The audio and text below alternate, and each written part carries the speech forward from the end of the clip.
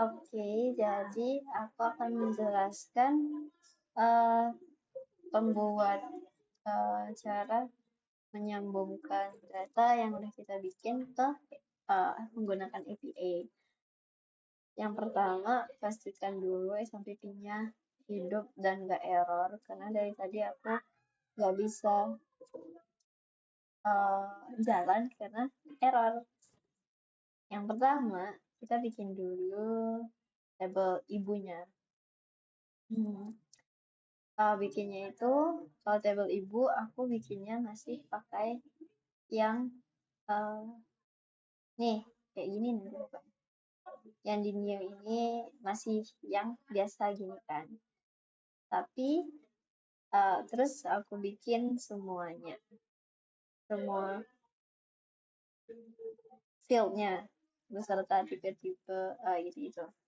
Terus yang kedua, aku mau bikin lagi, cuman tadi aku nggak nemu di sini di mana letak kita nyambungin foreign-nya. Jadi bikinnya dari SQL, kayak kita bikin di terminal biasa. Misalnya create data, terus nanti insert into ini pakai foreign key. Nah, itu nanti kita harus, karena kita pakai foreign key, berarti kita harus punya table, field yang dia tuh nyambung ke data ibunya. Tadi kan data ibu aku TB mahasiswa. Data yang kedua aku tuh TB data. Jadi ini dia ngambil dari TB mahasiswa. Jadi kalau kita tekan tombolnya, dia akan pergi ke TB mahasiswa. Gitu juga aku bikin di yang ketiga, karena masih pakai foreign key, jadi aku bikinnya pakai SQL biasa.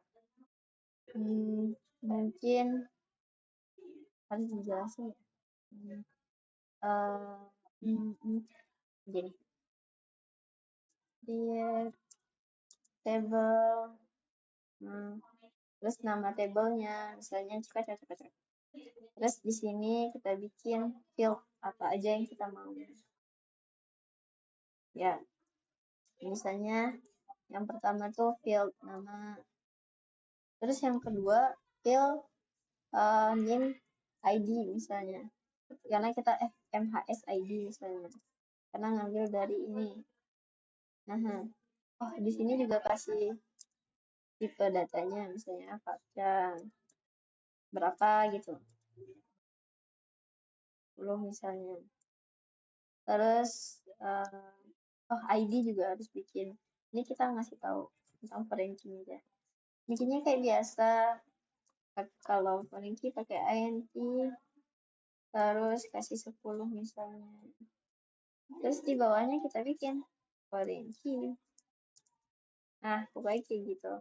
Foreign key si mahas ID, yang mana dia punya referensi dari TB mahasiswa yang bagian ID-nya.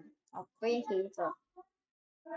Terus kalau pastikan dia berhasil tuh dari bagian sini. Kita buka yang database-nya, terus di sini ada designer. Nah, nih menunjuk kalau udah kayak gini berarti dia udah berrelasi. Kalau udah ada garis-garisnya.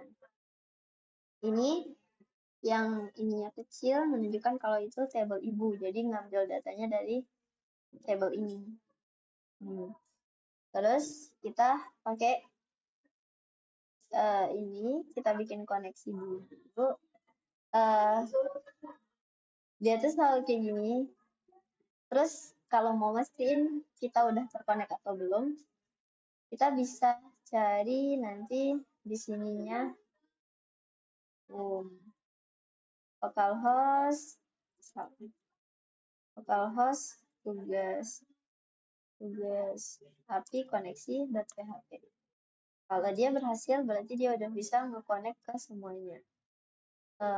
Ya ini nama database kita yang ada di localhost. Nih, tugas API. Terus jangan lupa pokoknya ini wajib ya. Terus ini sebenarnya punya aku sama. Yang TB1 sama TB2 yang TB mahasiswa aja sama TB mahasiswa 1 sebenarnya isinya sama. Cuman tadi pas aku pakai TB mahasiswa di postmannya nggak keluar. Padahal isinya sama. Ternyata setelah dicoba-coba, aku harus matiin dulu postman-nya, terus matiin SMPP, ulang lagi, hidupin postman, buka postman, terus hidupin SMPP-nya lagi. Supaya itu masalahnya. Terus di sini kita mulai dari get data mahasiswa untuk nampilin si data mahasiswa dulu. Di sini, nah kita pakai kode SQL biasanya. Ini ambilnya dari TB mahasiswa, ini yang biasa dulu. TB mahasiswa. Terus nanti di postman kita buka. Makanya kayak gini. Yang pertama tuh kita bikinnya cuma sampai ini PHP. Ini emang HTTP karena kita emang buka di localhost. Terus tugas API itu nama foldernya kita. Nih tugas API.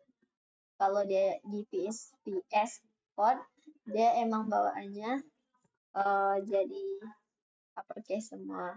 Terus TB mahasiswa 1 itu tuh nama file kita, nama file yang mau kita buka. Nah, setelah itu kita tulis di sini functionnya, function yang udah kita bikin di sini. Terus ya function udah kita bikin di sini. Jangan sampai salah karena ini tuh sensitive case. Nanti dia akan keluar semua nama-nama yang udah kita bikin. Itu buat get data mahasiswa, buat nge-read dulu. Terus kita mau, ini parameternya kita pakai get. Karena kita mau ngeliat data, ya jadi kita ngambil datanya kan. Terus kita lanjut yang kedua. Ini create, kita mau bikin nambahin data. Nah, di sini di dalam sini kita sesuaikan dengan nama field kita. Punya aku kan nama, name, email. Nama field yang bisa diisi. Jadi kalau ID itu tuh nggak perlu kita masukin karena dia nggak perlu kita isi. Itu terus di sini juga kita kasih if else. Kalau misalnya dia terkoneksi, dia berarti bisa berhasil menambahkan data. Terus kalau misalnya dia kalau dia misalnya bisa nge-iniin semuanya, berarti dia betul. Terus kalau dia betul, kita masukin ke sini. Kalau dia berhasil, dia akan keluar ini. Kalau dia kalau dia nggak cocok, misalnya nama, name, sama emailnya nggak berhasil, berarti dia ke else-nya, gagal menambahkan data. Terus di bagian bawah ini harus kita bikin di semua function, karena kalau bagian bawah ini itu yang nyambungin antara VS Code sama Postman-nya. Jadi kalau kita mau nyambungin API itu pakainya ya JSON ini. Terus setiap kan CRUD, setiap functionnya kita harus bikin file yang berbeda di Postman. Sekarang kita bikin file create. Nah, di file create, ini delete. File create, caranya masih sama kayak tadi. Terus di sini tambahin function create mhs. Setelah itu, kalau mau nambahin berarti kita ke body, terus pilih form data. Nih, aku tadi udah bikin ini kan. Berhasil menambahkan data. Misalnya aku tambahin lagi. Nama Yoshi. Terus NIM-nya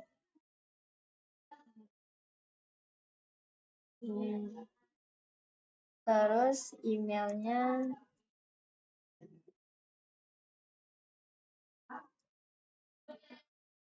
nih. Nanti kita send. Oh, terus dia pakai post. Kalau yang si create, karena kita akan mempost data. Coba, bismillah. Nggak bisa.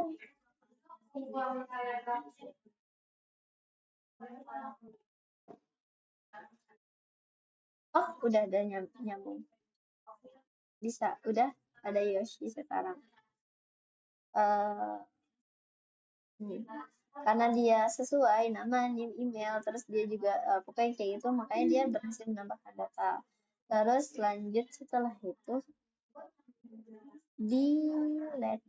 Delete ini simple aja karena kita cuman menghapus itu aja. Terus delete ini kita ngambilnya dari ID biar semuanya kehapus. Jadi misalnya mau menghapus Yoshi tadi, jadi kita cuma perlu nge-delete si Yoshi tadi nomor berapa ya? Yoshi tadi nomor 7 kan. Di sini di delete kita bikin yang baru karena fungsi baru. Di delete kita isi aja ID-nya. Misalnya sekarang aku ganti ID-nya 7. Jangan, ya nggak apa-apa. 7. Kita send. Di sini parameternya delete karena kita mau nge-delete kan. Send. Berhasil menghapus data. Coba kita lihat. Kita refresh di sini. Biasanya udah hilang. Terus yang terakhir, update mahasiswa. Kita ini caranya hampir sama create, bedanya di bagian sininya. Di bagian kode SQL-nya itu aja yang beda sebenarnya. Nih, terus kalau update kan biasanya mau set ini yang mana ID-nya tuh nomor segini. Terus kita misalnya mau update, kita bikin lagi di sini. Update tuh dia pakai post karena kita akan mempost hasil yang berubah dari ID gitu loh pokoknya. Awalnya misalnya si Asahi ini kita ganti NIM-nya jadi segini. Nih, dia sama kayak create tadi, dipakainya di body, tapi bedanya di params dia kasih ID berapa yang mau kita ganti gitu. Itu aja bedanya. Terus kita send. Berhasil menambahkan data. Tadi punya Asahi segini kan. Kalau kita ingin udah berganti. Terus kan tadi kita punya tiga table yang berrelasi. Aku mau nyambungin table itu, mengeluarkan semua isi tablenya. Ini dia pakai get data yang tadi juga, yang masih sama. Nih yang sama tadi. Bedanya di sini aku pakai left join kayak gini, cara left join biasanya. Jadi aku mau mengeluarkan semuanya sih kayak gini. Terus di bagian sini kita tinggal select aja, sesuaikan dengan dolar yang kita punya. Kalau di sini aku pakainya dollar select ini supaya dia tuh simple aja. Sebenarnya bisa kayak cara kita yang sebelumnya kayak gini ya. Kalau yang sebelumnya kan kita bikinnya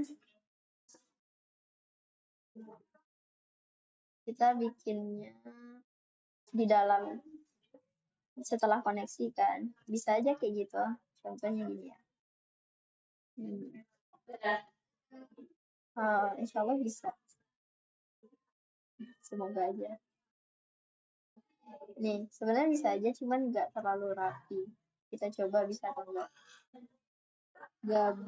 Enggak, di new request. Nih, ini yang sebelumnya. Sekarang kita coba versi yang aku sekarang. Berhasil gak? Berhasil juga. Karena dia sama aja. Cuma bedanya ini dipisahin supaya dia lebih rapi.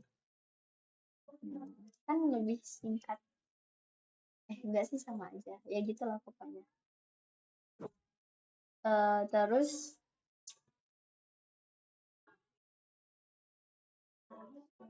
oh ini di setiap apa namanya, kita harus pakaiin require once supaya kita bisa tersambung ke database-nya. Kalau kita nggak kasih require once-nya, dia nggak akan tersambung. Terus ini juga if kalau kalau fungsinya ada, dia akan mendapatkan si fungsi. Makanya di Postman kalau fungsinya ada dia bisa, tapi kalau nggak ada ya nggak bisa. Terus kayak gitu. Dan sekian, terima kasih.